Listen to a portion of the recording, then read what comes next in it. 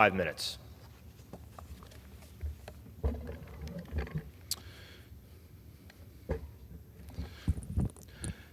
Mr. Speaker, I rise today to draw attention to a critical veterans program that has been helping veterans in my district for years.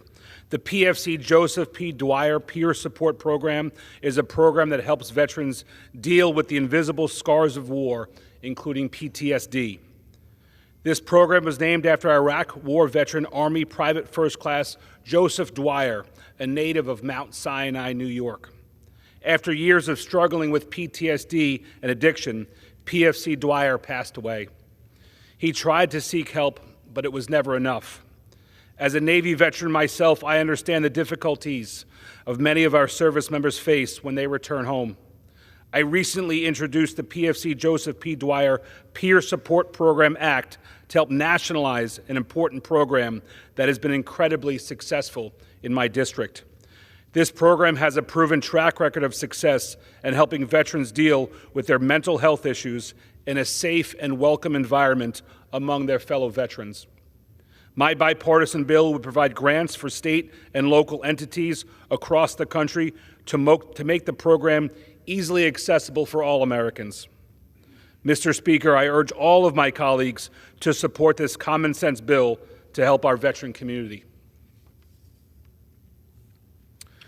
Mr. Speaker, I rise today to call on the Chinese Communist Party to release Kai Li of Huntington Station, who has been unjustly held as a prisoner by the CCP since 2016.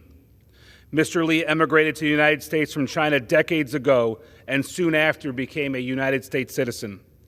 For years, Mr. Li visited China to see relatives and conduct business, never having an issue. Yet in 2016, while Mr. Li was visiting Shanghai for the anniversary of his mother's passing, he was apprehended by Chinese police at the Shanghai airport.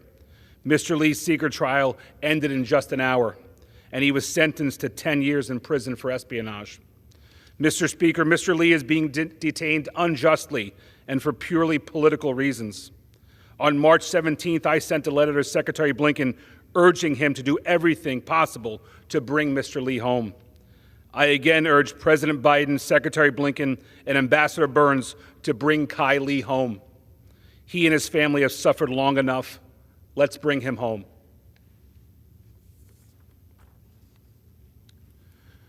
Mr. Speaker, I rise today to highlight the growing threat coming from the Chinese Communist Party.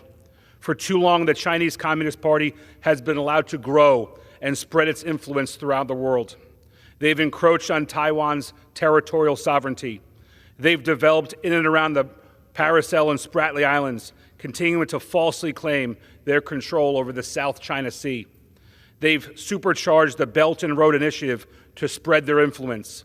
They continue to lie to the world about COVID-19. The list goes on, Mr. Speaker. Every day we read stories of the CCP's attempt to become the dominant power in the Indo-Pacific and around the world. Mr. Speaker, we must act in a bipartisan manner to address the threats from the Chinese Communist Party before it is too late. I yield back, Mr. Speaker.